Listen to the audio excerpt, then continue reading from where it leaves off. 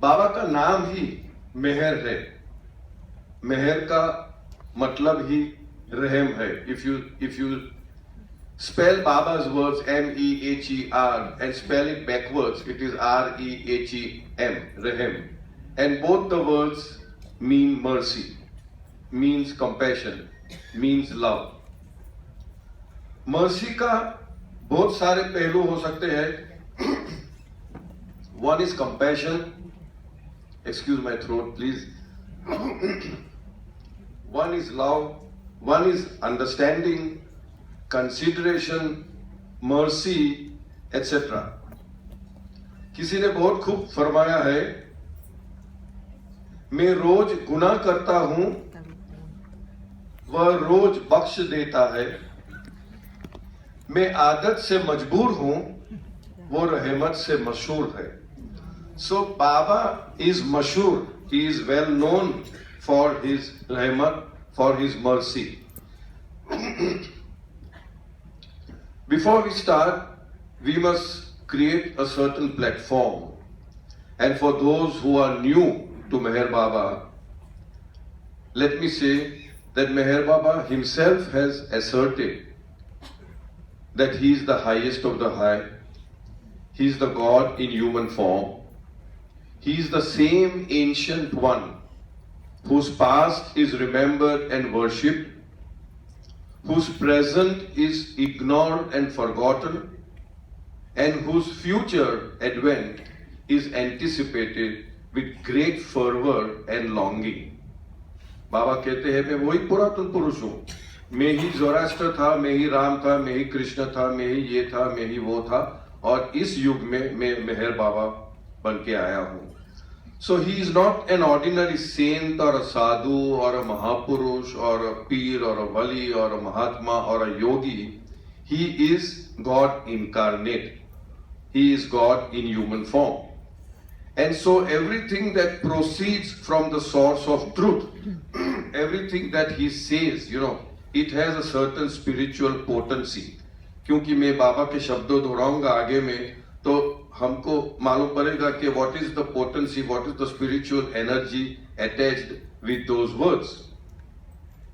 Now, what is the main purpose of this talk today? Many may feel that we are trying to, in a sense, aggrandize Baba's mercy. वो तो है ही, Baba merciful है ही.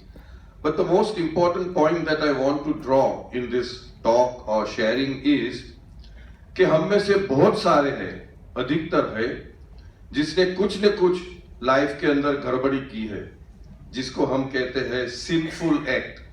कुछ तो गड़बड़ी की है, और वो सिंफुल एक्ट के लिए हम अपने आप को बहुत टोचते हैं, बहुत मारपीट करते हैं, और अपने आप को फॉरगिव नहीं करते हैं। ये बाबा के शब्द है। Baba wants us to have a very very high self esteem. अपने प्रति जो प्रेम है, अपने प्रति जो एस्टीम है, वो he wants us to have a very high self-esteem, but not a very high self-ego. इसमें बहुत सूक्ष्म डिफरेंस है। एक मर्तबा एक एक्टर था, वो बाबा के पास आया एडवाइस लेने के लिए। तो बाबा ने पूछा, आप क्या करते हो? बोला, मैं एक्टिंग करते हो। कैसे चल रहा है आपका काम काज? बोला, ठीक है, ठीक, कम से कम सा। तब बाबा ने कहा, यूं क्यों? तो बताया, नहीं, मुझे थोड़ा कॉन्फिडेंस नहीं है। तो ये चीज बाबा ने बताई है। बाबा ने बताया, when you go to the stage, when you go for your performance, calm yourself down, speak to yourself, अपने आप से बात करो कि मैं दुनिया में सबसे अच्छा एक्टर हूं। I am the greatest actor in the whole world and I can act absolutely brilliant. और फिर बाबा कहते हैं कि this is not an ego. ये अहम नहीं है, ये ईगो नहीं है। ये क्या चीज है? अपने आप में जो छिपा हुआ टैलेंट है, उसको आप बाहर निकाल रहे हो। So in the same way many of us, हमारे सब में कुछ न कुछ छिपी हुई टैलेंट्स रहती है। Some may be a good actor, some may be a good singer, some may be artist, painter, speaker, dancer, etcetera etcetera. But this particular aspect of जो गिल्ट बोलते हैं, गिल्ट यानी हमने कुछ गलती की, उसकी जो गिल्ट हमारे अंदर है, वो इतनी प्रभावित होती है कि वो हमको हमारे ऊपर एक तरह का एक धक्कन आ जाता है and we can not really blow out of it. And so this talk will mainly emphasize on the importance given by Baba, number one, saying that mercy is God's nature. God का स्वभाव ही है माफ करना. गॉड का स्वभाव ही है माफ करना. और बोलते मेरी माफी जो है वो तो परंपरा फ्लो हो ही रही है, आप उसको ग्रहण नहीं करते हो, आप उसको अपनाते नहीं हो. You are not accepting my mercy and forgiveness. इसकी वजह से आप में ये एक तरह की बाधा आ जाती है. बाबा कहते हैं every organization, every institution, every संस्था, क्लब, कुछ भी जो भी होने दो, there are certain rules and niyam, laws. In the same way, in creation, ये सृष्टि के अंदर एक नियम है जिसको हम law of karma कहते हैं. कर्म का नियम रहता है और वो बहुत सरल है, बहुत सिंपल है. सबको मालूम है, as you sow, so shall you reap. आपने जो किया वैसा आपको भरना पड़ता है. So this is the law which operates all the time. In other words, अगर ये लॉ के ऊपर हम ध्यान दें तो we are never punished for our deeds. We are never punished for our deeds, but we are always punished by our deeds. यानी हमारा जो कर्म है वो ही ऐसा है कि वो हमको उल्टा पनिशमेंट या in the same way reward also वो दे सकता है. Baba, God never ever ever punishes anybody. उनका वो तो करुणा का सागर है. His mercy is constantly flowing. तो बाबा कहते हैं, ये डिस्कोर्सेस में है, the dominion of the law of karma is the domain of duality. Dominion यानी अधिकार. ये लॉ ऑफ कर्म जो है उसका जो अधिकार है वो अधिकार का क्षेत्र क्या है? ड्यूअलिटी, डुई, इल्यूजन, भ्रम. यानी जब तक हम भ्रम में है, जब तक हम इल्यूजन में है, जब तक हम इग्नोरेंस में है, जब तक हम ये मानते हैं कि मैं शरीर हूं और आत्मा नहीं हूं, जब तक हम ये मानते तब तक लॉ ऑफ कर्म का प्रभाव हमारे ऊपर एकदम जैसे कि हमारा गला पकड़ लिया ऐसा होगा. The moment we realize, experientially of course, that I am not a human being having a spirit or a soul, but I am the soul having a human experience. मैं शरीर नहीं हूं और जिसमें आत्मा है. मैं एक आत्मा हूं और आत्मा ये शरीर लेके आया है ताकि हमारा जो पिछला कर्म है उसको अनुभव करने के लिए. कहने का तात्पर्य यह है कि जो भी हम सिन, सो कॉल्ड सिन करते हैं, गुनाह करते हैं, वो सिर्फ अज्ञानता जो है, इग्नोरेंस है, उससे सीमित है. Nothing ever touches the soul. हमारा जो आत्मा है उसको कोई चीज उसको टार्निश नहीं कर सकती है, उसको टच नहीं कर सकती है, उसको परेशान नहीं कर सकती है. मिसाल के तौर पे, और ये जो लोग हमारे बॉम्बे सेंटर में आते हैं वो बार बार यही सुनते रहते हैं कि देयर इज अ मून, यानी चंद्रमा है, there is a moon shining brilliantly in the sky. Full moon है, बहुत ही सुंदर लगता है, बहुत ही ब्रिलियंट है, बहुत अच्छा लगता है. And there is a reflection of that moon in the water body on earth. Supposing एक क्या बोलते हैं, कटोरी है तो उसमें पानी है, तो उसके जो मून है उसका परछाया वो पानी में है. एक रिवर है तो उसके अंदर परछाया है, एक पॉन्ड है तो उसके अंदर परछाया है, एक लेक है तो उनके अंदर परछाया है. तो पहला भ्रम क्या होता है कि there are so many moons, इतने सारे मून्स है. दैट इज द फर्स्ट भ्रम और ignorance that we always have. और थोड़ा सा पानी हिल गया तो मून ऐसे ऐसे होने को चालू हो जाता है. तो सेकंड इंपॉर्टेंट भ्रम क्या हो गया कि भाई मून जो है, ये चंद्रमा जो है वो हिल रहा है, कुछ न कुछ चंद्रमा में गड़बड़ी हो गई है, वहां पे कुछ कुछ न कुछ, there is some problem, that is why it is shaking. Now, in truth, in reality, सत्य में मून को कुछ हो रहा है? कुछ भी नहीं. हम उसका रिफ्लेक्शन यहाँ देखते हैं और ऐसे भ्रम हमारे में हो गया कि भाई मून में कुछ तो गड़बड़ी, चंद्रमा में कुछ न कुछ गड़बड़ी हो गई है, वो हिल रहा है. ठीक उसी तरह बाबा कहते हैं हमारे आत्मा को कुछ नहीं होता है. It can never be affected, never be tarnished, never be touched. जो भी सब हो रहा है वो भ्रम की नगरी में, इल्यूजन की नगरी में, देह की नगरी में, मन की नगरी में ये सब हो रहा है और उसका कोई मायने नहीं है. There is no importance to that. ये बाबा का इतना सुंदर और पावरफुल मैसेज है जिससे जब भी हम कोई भी परिस्थिति में से गुजरेंगे तभी अगर बाबा की ये चीज याद आती है तो हम अपने आप को इन अ सेंस सेल्फ हिप्नोटाइज कर सकते हैं कि भाई ये तो क्या इम्परमानेंट है, ये तो नश्वर है, आज है कल नहीं है, इसके ऊपर ज्यादा ध्यान नहीं देना है. उसके ऊपर हमको जो भी एक्शन लेना है, वो बीमार है तो डॉक्टर के पास जाना है, दवा गोली लेना है, वो बात अलग है. बट ऐसे नहीं समझना है कि मुझे हो रहा है, ये मेरे शरीर को हो रहा है. ये पागला जो बाबा कहते हैं ना, बहुत सारे लोग इतने परेशान हो जाते हैं अपने थॉट्स से. इतने थॉट्स आते हैं, इतने विचार आते हैं, अच्छे भी आते हैं, गंदे भी आते हैं, बहुत बुरे भी आते हैं. But once we realise that I am not my thoughts, मेरा विचार नहीं हूं, मेरा विचार मुझ में आता है लेकिन मैं मेरा विचार नहीं हूं, तो हम एक डिटैच्ड हो जाते हैं. जैसे कि ये मेरा कोट है, वो साल में 2-3 टाइम ही निकलता है बाहर. तो अगर कोट को कोई दाग लग गया, कोट कट हो गया या कोट को कुछ बीमारी हो गई, कुछ भी हो गया, तो I should not feel that it has happened to me. The coat is mine but I am not the coat. अब समझ में आ गई? So the thoughts are mine but I am not the thoughts. इतना भी समझ में आ जाए तो बहुत सारा हमारा जो थॉट्स है जिसके ऊपर हम ध्यान देते हैं, जिसको फाइटिंग करते हैं, इसको दबाने की कोशिश करते हैं, कंट्रोल करने की कोशिश करते हैं, वो करने की बिल्कुल जरूरत नहीं है. आता है तो आने दो, जाता है तो जाने दो. उसके ऊपर ज्यादा हम be a witness to what is happening. एक साक्षी भाव से उसको आने दो और उसको जाने दो. बाबा ऐसे कहते हैं, क्योंकि अगर हम उसको दबाने की कोशिश करते हैं तो वो टेम्पररीली दब जाता है.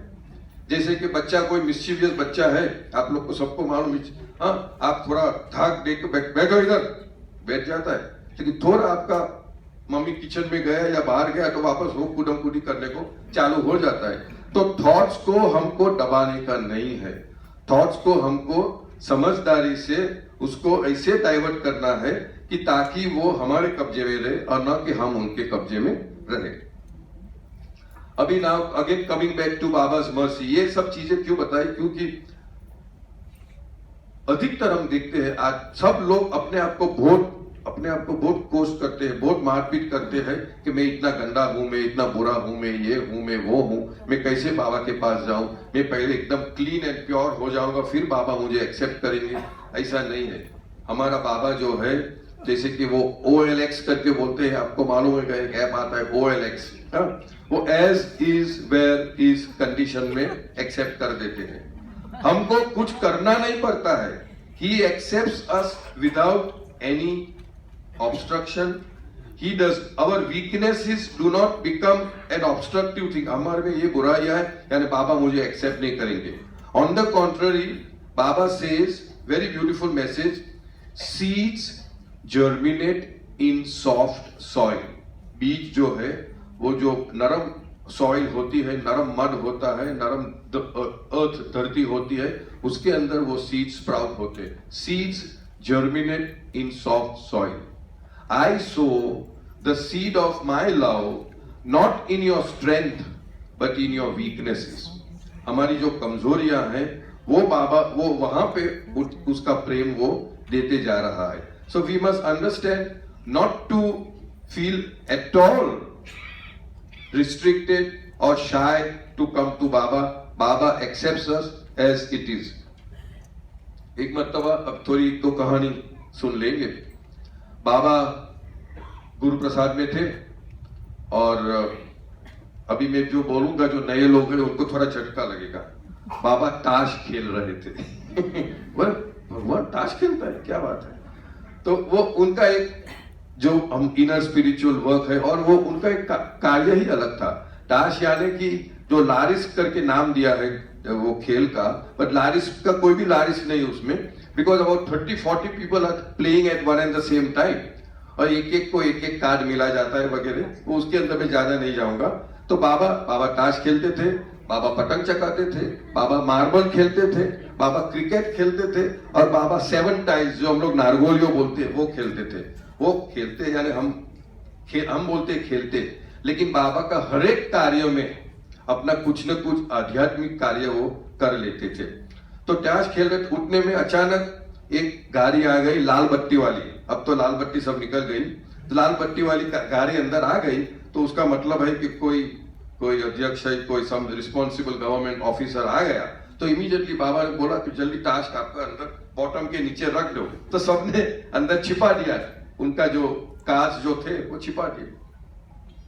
कितना प्रैक्टिकल था। बाबा कहते हैं see immature people when they see कि we are playing card they will say, because हमारे दिमाग में क्या है, ईश्वर यानी लंबी दाढ़ी होनी चाहिए, वो ऐसा एकदम सीरियस ये होना चाहिए और कुछ न कुछ नाम जब चलना चाहिए या मेडिटेशन चलना चाहिए या घंटा बजाना चाहिए या कुछ तो भी ऐसा होएगा तो वो भगवान है। लेकिन हमारा जो गॉडमैन है वो बिल्कुल he was more human than God, ऐसा था। he was so human, but in that humanity you can see the झलक and the spark of godliness। तो जैसे हो गया तो वो शख्स आया, थोड़ा बहुत बातचीत हुआ, फिर बाबा पूछते हैं कि भाई आप कौन हो और आपका क्या पेशा है, who are you? तो वो अपने आप को इंट्रोड्यूस करते हैं और बोलते हैं आई एम अ जज। वो उधर वहां के डिस्ट्रिक्ट जज थे। तो बाबा एकदम खुश हो गए, वाह ऐसे करके, बहुत अच्छा बहुत अच्छा, आई टू एम अ जज, मैं भी जज हूं। और बाद में बाबा इतना सुंदर बोलते हैं you establish the guilt of the guilty of the person, you are establishing the guilt, यानी वो केस चलता है, एविडेंस आता है, विटनेसेस आते हैं, you establish the guilt and punish him, you establish the guilt of the person and punish him. I know the guilt of the person and forgive him. So that is the difference between God। बाल नातू करके बाबा के एक बहुत करीब के शिष्य थे। बाबा के गुजर जाने के बाद, बाबा ने शरीर छोड़ने के बाद उन्होंने कुछ किताबें लिखी थी, बहुत सुंदर किताब है, अवेकनर सीरीज जिसको बोलते हैं, Conversations with the Awakener, more conversations with the Awakener, intimate conversations with the Awakener and flowing conversations with the Awakener। बहुत सुंदर किताबें हैं। उसमें I personally feel कि more or less हमारे सब इमोशंस जो हम go through करते हैं वो उन्होंने प्रकट किए हैं। और अवेकनर यानी बाबा उनका जवाब में क्या बोलते हैं वो अगर आपको मौका मिले तो आप पढ़ो। तो very first book called Conversations with the Awakener, the very first book, the very first chapter and the very first line, बालनाथू जी पूछते हैं अवेकनर को, how great a sin are you able to forgive? तो awakener में जवाब में बोलता है, ever since the time of creation no man has committed such a sin that I am unable to pardon।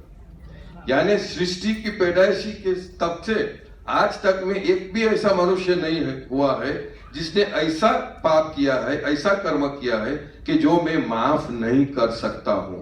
In other words, that is the extent of his Karuna, that is the extent of his mercy. अभी बाबा कहते हैं, जैसे अभी कैकी ने repentance prayer किया है for asking for forgiveness, तो बाबा कहते हैं, और ये बहुत सुंदर है, फॉरगिवनेस में पढ़ के सुनाऊंगा, फॉरगिवनेस ऑफ द क्रिएटेड यानी creation was already there in his act of creation. यानी जब इस सृष्टि पैदा की तभी जो लोग जो भी करेगा उसको माफी बख्श जाएगी वो it is already built in the creation. I'll repeat the sentence. Forgiveness of the created was already there in his act of creation. Then Baba goes on to say, but still people ask for forgiveness. And God in his infinite mercy forgives. वो forgiving, वो बहुत ही दयालु है, forgive ही करते हैं. Man, instead of forgetting the deeds for which he is forgiven, he forgets the forgiveness of God and remembers the deeds for which he is forgiven, and thereby sows the seeds for further wrongdoing. मैं repeat करता हूं, हिंदी में प्रयास होगा मेरा कि हम बाबा के प्रति माफी मांगते हैं और बाबा हमको बख्शते हैं, माफ कर दिया. और ये बहुत समझने लायक चीज है. हम बाबा ने जो माफी दी उसके ऊपर गौर नहीं करते हैं, उसके ऊपर ध्यान नहीं देते कि चलो बाबा ने माफ कर दिया. जिस चीज के लिए हमको माफी बख्श गई वो चीज के ऊपर हमारा ध्यान जाता है बार बार कि ये मैंने किया और बाबा ने माफ किया, ये मैंने किया और बाबा ने माफ किया, ये मैंने किया और बाबा ने माफ किया. और बाबा कहते हैं instead of remembering the forgiveness you are remembering the deeds for which you have been forgiven and thereby sow the seed of further wrongdoing. एक कहना है जहां ध्यान वहां प्राण. प्राण यानी ऊर्जा, ऊर्जा यानी एनर्जी, एनर्जी यानी शक्ति. और जहां प्राण वो चीज बढ़ती है, दैट ग्रोस, दैट ग्रोस. आप देखो, दो प्लांट रखो, वृक्ष रखो, प्लांट्स रखो, एक को एकदम एनर्जी से, प्रेम से उसको पानी दो, ये करो, दूसरे को ऐसे करके करो. सही में एक्सपेरिमेंट हुआ है, आप लोग देखेंगे that the plant where our energy is flowing, good energy is flowing, वहां वो ग्रो होता है. Where the negative energy is flowing, वो प्लांट मुरझा जाता है, मर जाता है. इन द सेम वे अगर हम हमारे problems, difficulties, weaknesses, shortcomings, attachments, उसके ऊपर गौर करते रहते, मैं तो बहुत बुरा हूं, मेरे में तो ये वीकनेस है, अरे बाप रे मुझे नहीं करना था, मैंने ये कर दिया, छी कभी नहीं करेगा, कभी नहीं करेगा. लेकिन हम सोचते वही है. जब हम सोचते वही है तो हमारा प्राण शक्ति कहां जाती है? उसी नेगेटिव चीज के ऊपर जाती है. और क्या होगा? वही नेगेटिव चीज का it will bear fruits again. Baba is using the word, वही चीज बढ़ती है. तो यहां से हमको क्या सीख मिलती है? बाबा ने डिस्कोर्सेस में भी बताया है. बाबा की बहुत सुंदर किताब जो है डिस्कोर्सेस, उसमें बाबा ने बताया है, ये सिर्फ पानी है बाय द वे.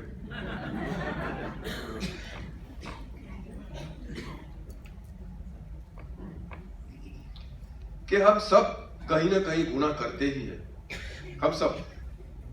और जब भी बाबा के पास या भगवान के पास, ईश्वर के पास हम माफी पूछने जाते हैं तो बाबा माफी दे ही देते हैं. बाबा माफी दे ही देते हैं. तो एक टाइम हमारा जो भी हमने जो गलत काम, गंदा काम, सिंफुल काम किया है उसको पूरा बाहर निकालो, रिपेंट करो, be remorseful about it, pray to Baba, ask for his forgiveness and know for sure 100% that he has forgiven and then forget about it. Forget about it. अगर ये करते हैं तो हम आगे बढ़ सकते हैं. बट बाबा कहते हैं, डिस्कोर्सेस में कहते हैं कि लोग ने एक हैबिट पैटर्न बता दिया है कि बार बार वो रिपेंट ही करते रहते हैं, वही चीज के लिए बार बार वो रिपेंट यानी माफी मांगते रहते. उसका मतलब दो चीज हो गया कि हम तो एक हमारा फोर्स जो है वो नेगेटिव पे डाल दिया तो वो ग्रो करता है. और दूसरा बहुत महत्वपूर्ण है कि दैट शोज कि we have no faith in Baba's forgiveness. कि बाबा ने हमको फॉरगिव किया, माफी बख्शी, उसके अंदर हमारा विश्वास नहीं है, इसलिए हम बार बार वही दोहरा रहे हैं. अब समझ गए? ओके, ये बात हो गई. Now we come to another point.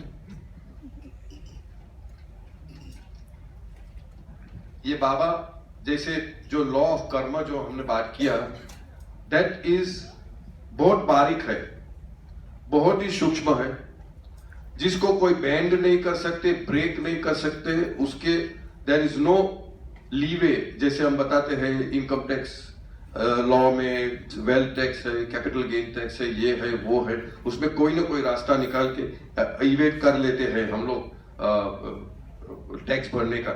लेकिन ये जो लॉ ऑफ कर्म है वो इतना परफेक्ट है, उनके अंदर कोई there is no possibility of you escaping the law of karma. सिर्फ एक है, why? Because the law of karma, जैसे मैंने बताया, उसका जो डोमेन है वो इल्यूजन है, और बाबा जो है वो ट्रूथ में है। He is beyond illusion, he is outside the domain of illusion. As a result of which यहां से जो हमको ग्रेस मिलती है, बख्श मिलती है, माफी मिलती है, तो that is the only thing which can negate our law of karma. So in other words, what is important is that although there is justice in the law of karma, there is also mercy with God if you approach God. एक मर्तबा ये कहानी मैंने अली के ईरानी से सुनी थी, हमारे सेंटर में आए थे कि ऐसे कोई धर्म में ऐसा माना जाता है कि भाई हम मर गए यानी उसका पुनर्जन्म नहीं है, और सब हम लोग लाइन में खड़े रहते हैं, and on one final day, कभी भी वो होएगा पता नहीं, डे ऑफ जजमेंट जिसको बोलते हैं, वहां एक बाय एक सब लोग जाते हैं, और गॉड बैठे हैं अपने थ्रोन के ऊपर, गाड़ी के ऊपर, और देखते हैं अच्छा ये ऐसा किया, चलो आप जहन्नम में जाओ, आपने ऐसा किया, ये इधर में जाओ, ऐसा करके वो हेवन और हेल में सब भेजते हैं। बहुत भीड़ हो गई थी, बहुत लंबे से एकदम दूर से एक शख्स ने आवाज दी, गॉड गॉड। गॉड बोलता है कौन, क्या है? ऐसे करते क्या है, what is it? I want to ask a question, मुझे आपसे एक प्रश्न पूछना है। तो गॉड भी थोड़ा ये हो गया, चलो ओके, स्पीक अप, क्या बात है, बोलिए। तो वहां पे माइक की जरूरत नहीं पड़ती थी, क्योंकि वो वहां लॉ ऑफ ग्रेविटी वैटिटी कुछ है ही नहीं ना। तो वो बोलता है कि मैंने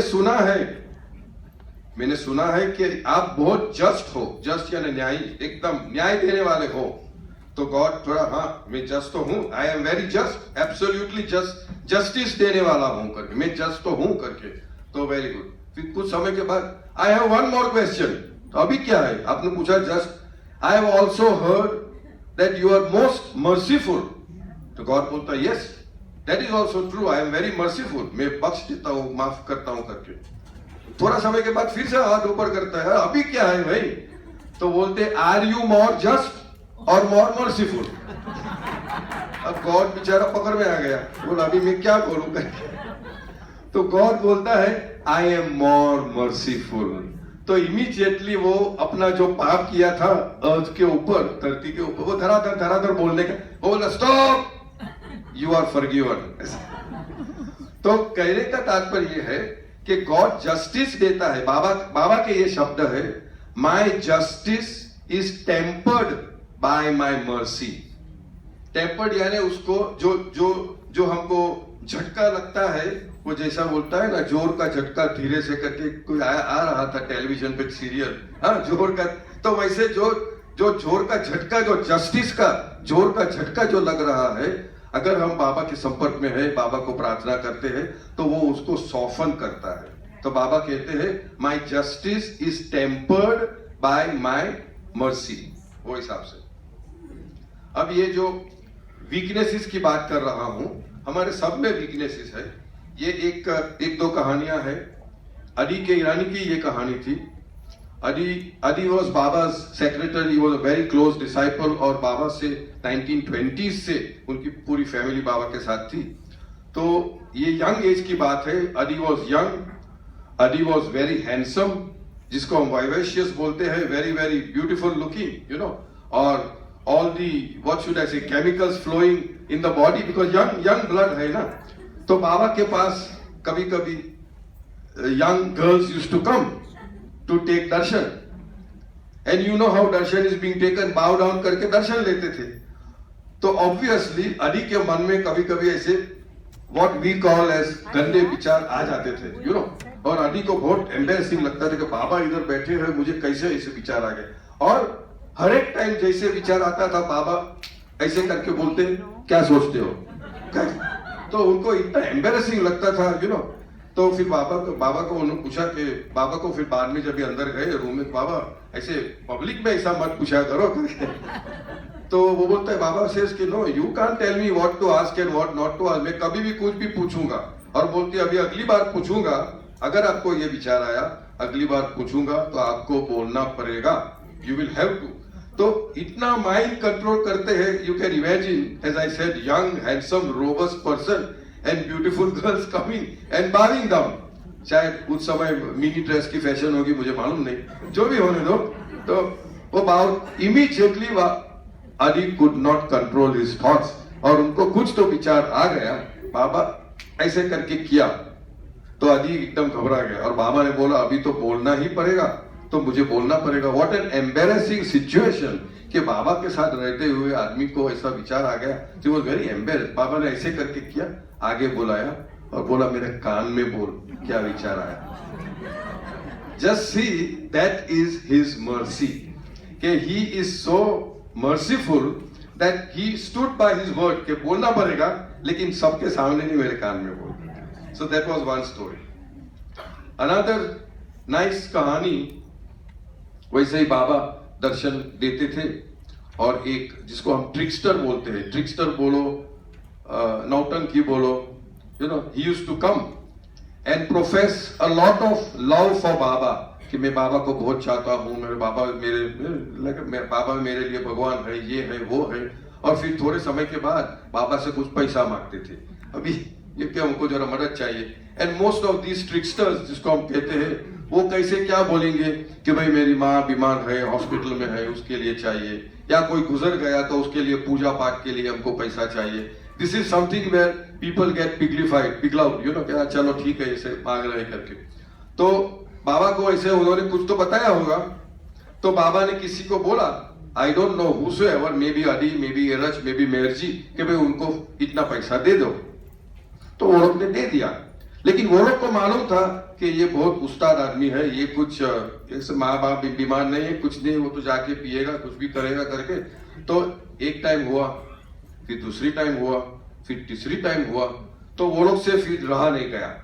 तो एक दिन मौका मिलने से, जब भी बाबा दर्शन में नहीं थे, अंदर पर्सनल रूम में थे, प्राइवेट रूम में थे, तभी एरज भाई ने बताया, Baba do you know what sort of person that is, do you know कैसे तरीके का पर्सन है करके।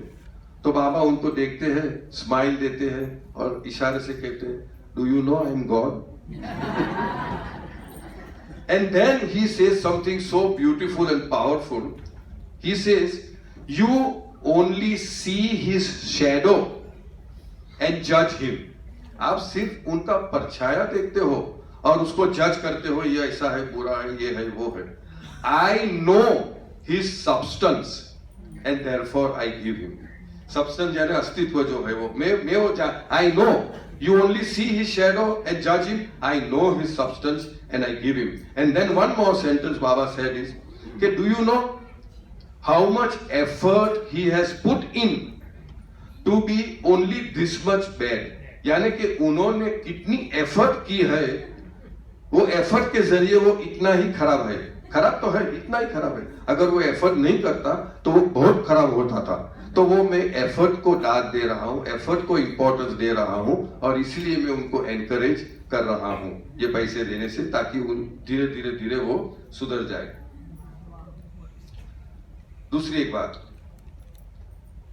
बाबा के एक बहुत बचपन के दोस्त Baily Irani, we have got a book also here called from Baily's diaries करके, बहुत सुंदर किताब है, छोटी सी किताब है।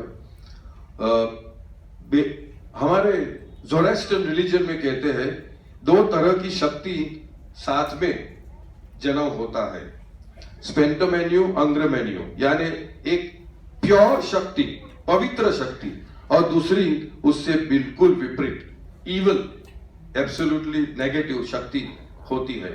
तो बाबा का जन्म 25 फरवरी को हुआ और उनका जन्म 21 मार्च को हुआ, तो उसी दरमियान दोनों का जन्म हुआ।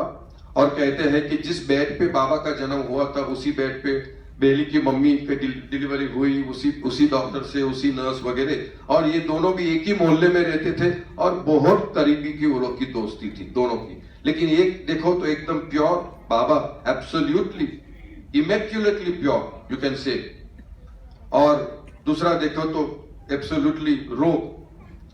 फिर भी बाबा का प्यार बेली के ऊपर बहुत ही था। To cut the long story short, you know, जो मनुष्य को नहीं करना वो बेली ने सब कुछ किया। Let us understand this.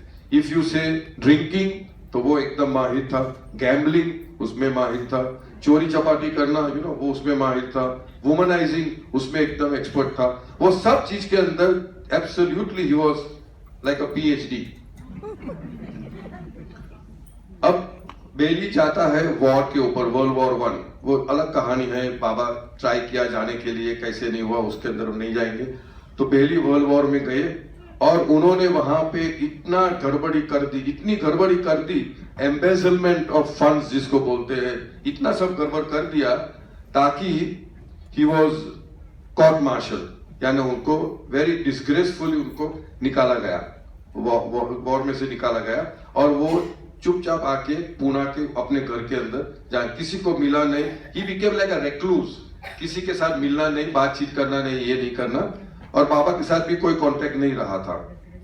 एक दिन बाबा, आपको शायद मालूम होगा, again this will be a shock to certain people who are new, Baba के फादर की तौड़ी की शॉप थी और वहां Baba as young Merwan, I am talking about 19 around 15 16 17, जो लोग बाबा की लाइफ स्टोरी जानते हो, जो कमिंग डाउन स्टेज जो बोलते हैं, वहां मेहर बाबा का नाम मेहरवान था। He used to work and help his father in the toddy shop. तो वो वहां पे अपना सब कार्य कर रहा था। उठने में बेली का भाई होमी करके वो वहां पे टॉडी लेने को आया। तो बाबा ने ऐसे अनायास पूछा कि भाई आजकल बेली की क्या खबर है, बहुत दिन से कुछ पता नहीं क्या है, कैसा है, खैरियत तो है।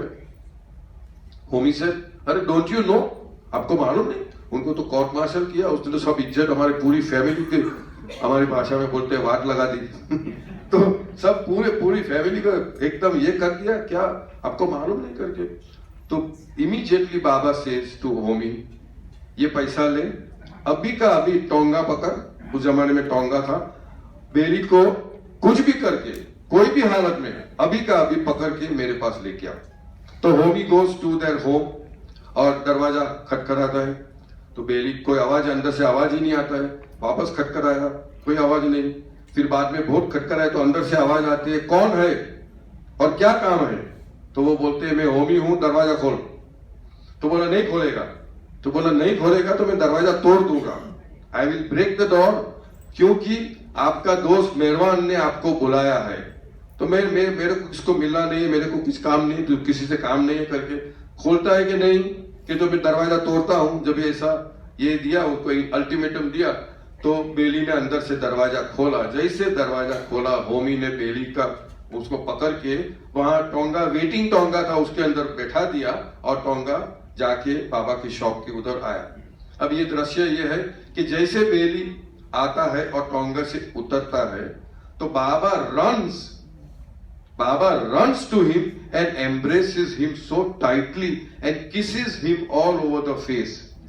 और बेली को इतना शॉक लग गया, ताजुब हो गई उनकी, भाई ये शख्स, और उनको मालूम था कि Baba already is God realised, उनको वो जो रियलाइजेशन हो गया, तो he knows everything about me and yet he loves me so much. फिर बाबा बोलते हैं कि दुकान का जो चार्ज था वो किसी को दे दिया और एक कोने की टेबल में वो जाके बैठ गया और बोला अभी तू बोल क्या क्या हो गया, tell everything. So Baily was taken over by Baba's love and he sobs also, he cried, मेरा तकदीर इतना ये है वो है करके रोते रोते उन्होंने सब जो बताया। Now Bailey says, you know, कि तू मेरे को दुनिया में एक शख्स बता कि जिसने पाप नहीं किया है। See the mercy of God. Only when one-on-one you realize that, you know, he says, show me one person who has not done anything wrong. Show me one person who has not done anything wrong, you know. उसमें क्या हो गया, जो हो गया सो हो गया, अभी आगे का सोच। जैसे हम बार बार बोलते हैं ना, do not waste your energy in what has already happened, but invest your energy in what now you should do. Corrective action क्या लेना है, तो आप उसके ऊपर सोचो मत, जो हो गया अभी उसको तो आप चेंज नहीं कर सकते हो, लेकिन अब से सुधर जा, अब से ये मत कर, वो मत कर. And for a little while he improved, but again जैसे हम बोलते हैं कर्म इतना बलवान होते हैं, तो वो he was in and out of Baba's mandali for a long time. So यहाँ पे again we see that Baba has been so very merciful that in spite of knowing the deepest, ugliest, vulgarest things that a person has done, he only showed him love. There is no condemning. Condemn किए न करना, थू थू करना, नीचे गिरा देना, बिल्कुल नहीं. There is no judgmental. There is no judgment. इनको बोला जो हो गया सो हो गया, अभी आगे हम लोग देखते हैं क्या किया जाता है. Similar scene was there if you have seen a very beautiful movie called Jesus of Nazareth. बहुत सुंदर, बहुत ही सुंदर फिल्म थी, कुछ 5-5.5 घंटे की थी. उसमें जो मैरी मैग्डल जो थी, she was a woman of, as we say, loose virtues. In short we call it prostitute. She was a whore, right? और वो पकड़ा जाती है और एक चौखट में आके सब लोग जो आदमी लोग थे वो पत्थर लेके वो खड़े हैं मारने के लिए, उसको पत्थर से मार